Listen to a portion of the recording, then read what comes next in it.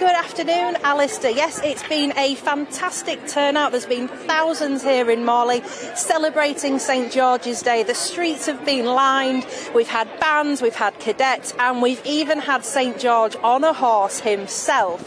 As you say, I'm joined here today by Jacob Rees-Mogg. Jacob, you've seen the full parade. Tell me what you thought of it. Oh, it's marvellous. It's such a wonderful display of patriotism and enthusiasm for St George in England and our whole country, the United Kingdom as well. And it's been the first time that they can celebrate this because of COVID rules. What's it like seeing everyone together and getting back to normal again? Well, it's just wonderful to be back to normal. I'm sorry I haven't got my children with me because I see bouncy castles in the distance and they would love to be doing those things that they haven't been able to do for the last couple of years. So parades, life returning to normal is really excellent. Definitely, and on returning to normal, we've seen that you've been putting some notes in your civil servants' offices encouraging them to come back from working from home. Tell me a little bit about that. Well, there's certainly a place for working from home. It works in some instances, but I know that people are having difficulties getting government services, that getting driving licences from DVLA, there's a delay with some passports. We need people whose jobs are dependent on being in the office back in the office, that the rest of the country is getting back to normal, and I'm encouraging the civil service to do the same.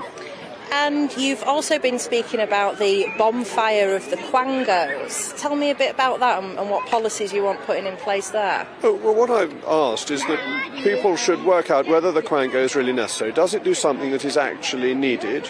Should it be within government itself? Because you want democratic accountability for what the government does. When it's done by a minister, it can be held to account in Parliament by MPs. That's how our democracy flourishes. When it's done by an arm's-length body, a Quango, there can be less accountability. So it's trying to get that balance right and trying to stop duplication. And how successful do you think that will be?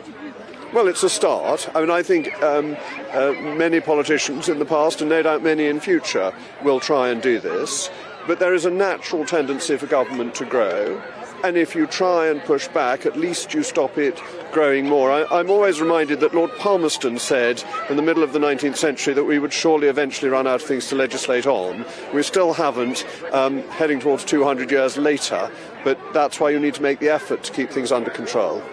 And something that people are still talking about now, Partygate, Boris Johnson's fine, people losing faith in him. Do you still think he is the right man to be running this country? Oh, absolutely, and I don't think people are losing faith in him. I mean, the socialists don't like him. Of course they don't, but that's their job.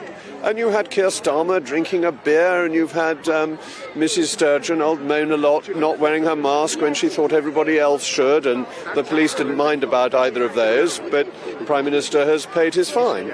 And what about more to come out potentially about him as well, other parties?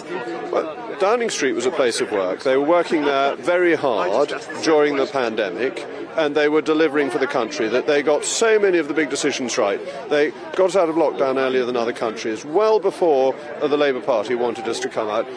Scotland's only just stopped insisting on compulsory mask wearing. So Boris Johnson got those decisions right. He delivered the vaccine. He has led the world in terms of Ukraine. He is a great leader. And I think talking about things that happened 2 years ago is not the most pressing political issue by any means. So you're still definitely backing him then? Oh, of course. He's a great man.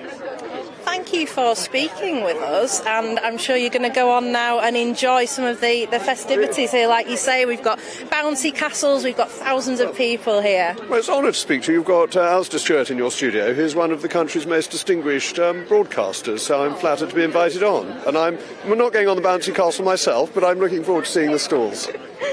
Thank you, Jacob. There you go, Alistair. Praise indeed there for you. I'm deeply honoured. Give my best wishes to Jacob as well. Anna, absolutely brilliant. Thank you very much indeed. And through you, thanks to him for finding time for GB News.